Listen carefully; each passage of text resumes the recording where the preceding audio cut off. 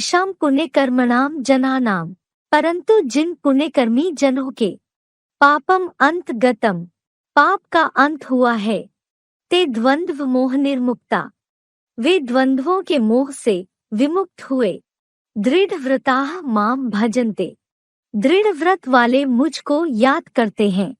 तु येषां पुण्यकर्मणां जनानां पापम अंत गतम, ते द्वंद्व मोह निर्मुक्ता, दृढ़ व्रताः माम भजन्ते।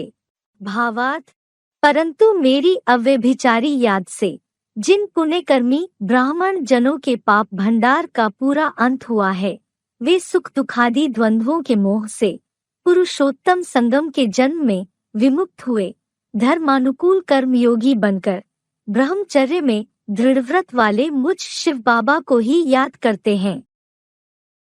एडवांस में आने वालों को जन्म कैसा मिला है? बहुत अच्छा जन्म मिला है।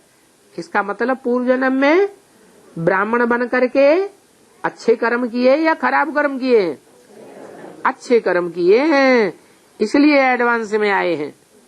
तो बहुत सहज बात है, सिर्फ साजन पतियों के पति को याद करो तो विकर्म विनाश हो जाए।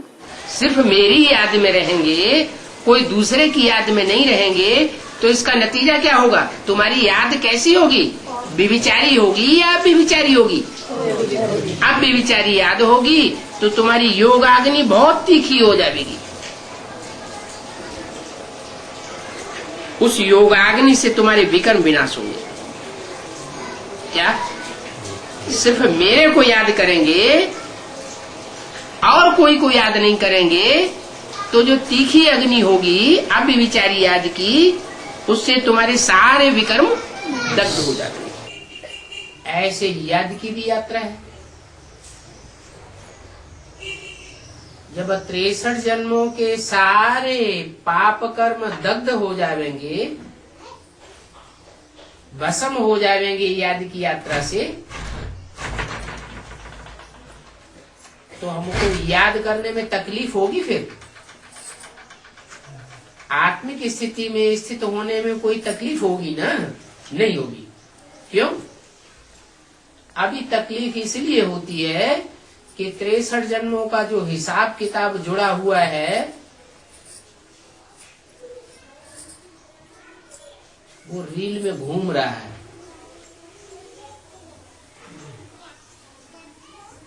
चाहे याद की यात्रा से वो हिसाब किताब पूरा हो, चाहे बीमारी आदि कर्म भोग से वो हिसाब किताब पूरा हो, और चाहे धर्मराज की सजाओं से वो हिसाब किताब पूरा हो।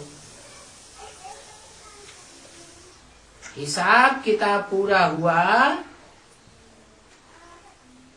63 जन्मों का, तो आत्मा अपनी जगह स्थिर हो जाएगी, स्मृति पक्की हो जाएगी। ये है याद की यात्रा पूरी हुई। बाकी सब कलयुग में तुम संगम करो, तुम ना नरकवासी हो और ना स्वर्गवासी हो।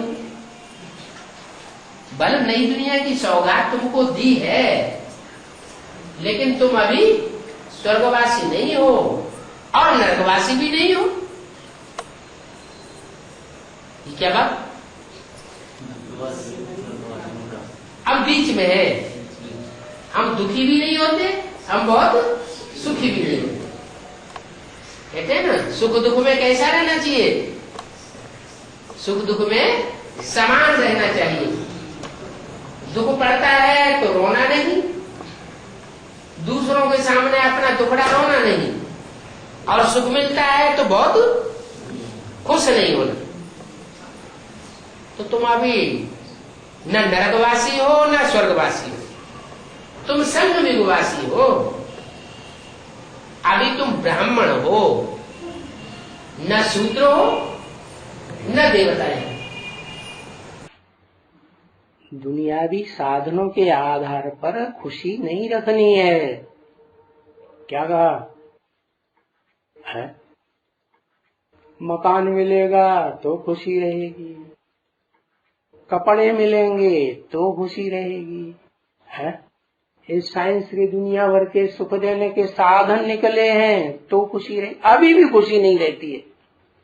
2-3-4 दिन के लिए बिजली चली जाए, पानी भी चला जाता है तो खुशी रहती कि चिंता लग जाती, हाय अब क्या होगा, नहीं चिंता लग जाती। तो आधीन हुए या स्वाधीन हुए? अब बाबा ने क्या सिखाया है? स्वाधीन रहना है ना, राजा बनना है। और जब राजा बनना है, आत्मिक स्टेज धारण करनी है, तभी तो राजा बनेंगे। आत्मा को याद करेंगे तो आत्मा का बाप भी याद आएगा। अगर आत्मा को याद नहीं करेंगे, आत्मा अपन को नहीं समझेंगे, तो बाप भी याद नहीं आएगा।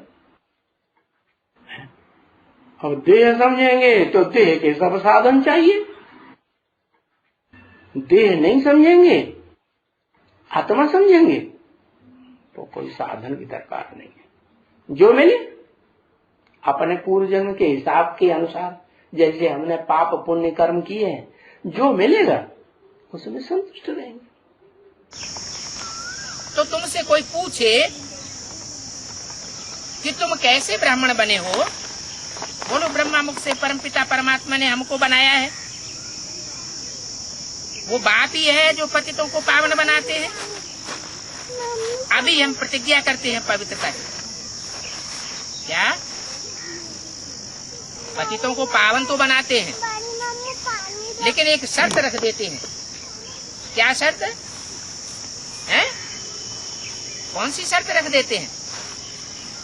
कोई प्रतिज्ञा पत्र लिखाया जाता है, कोई निश्चय पत्र लिखाया जाता है, क्या लिखाया जाता है उसमें? है वही गीता का वचन। गीता में जो भगवान ने अर्जुन से कहा है, अर्जुन ये काम और क्रोध तेरे महाशत्रु हैं, तू इनको त्याग दे। तो आजीवन जो ब्रह्मचर्य व्रत है, वो आजीवन पवित्रता का व्रत धारण करना परमात्मा सिखाता है। और वो सन्यासियों जैसी पवित्रता नहीं सिखाता है कि घर घर से छोड़ करके जंगल में चले जाओ। वो बाल बच्चों को, पत्नी बीवी बाल बच्चों को अनाथ बनाना नहीं सिखाता है। वो तो सिखाता है कर्मेंद्रियां हैं तो कर्मेंद्रियों से कर्म भी करना है, लेकिन ऐसा कर्म करना है जिससे कोई को किसी प्रकार का दुख महसूस न हो। जिसको इंद्रियां हैं वो इंद्रियों से पुरुषार्थ करके ऐसा बाप की याद में पुरुषार्थ करे कि कर्मेंद्रियों के संग के रंग से परे हो जाए बुद्धि। कर्मेंद्रियों के संग में रंगी रहेगी, अर्थात उन कर्मेंद्रियों की याद रहेगी, तो उन कर्मेंद्रियों से सुख या दुख भोगेगा या नहीं भोगेगा?